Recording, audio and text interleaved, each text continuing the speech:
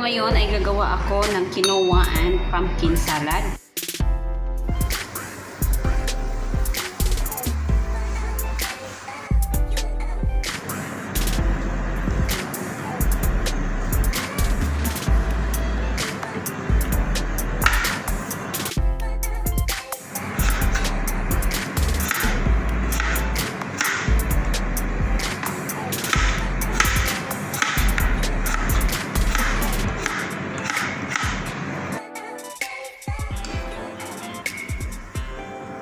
You put salt and this one, black pepper.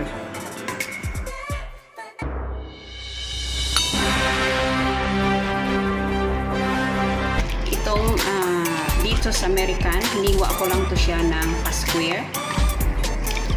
Ayan siya. At ito rin ang gerger. Hiniwa ko rin siya, hinati ko lang yan ang dahon. Tapos lagyan ko rin ito ng coriander leaves. Ayan, hiniwa ko rin yan yung coriander leaves. Tapos itong main dish natin, ito pumpkin. Tapos lagyan din ito ng quinoa.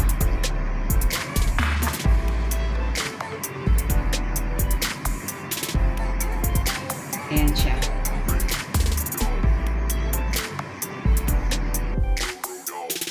Ito na ang kanyang sauce. Maglagay lang tayo ng lemon dito. Mag-squeeze lang tayo ng lemon.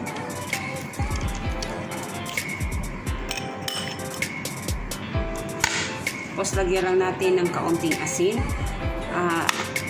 Katamtaman lang po na aayon po sa dami ng ating isasalad. Tapos lagyan natin ito ng balsamic vinegar.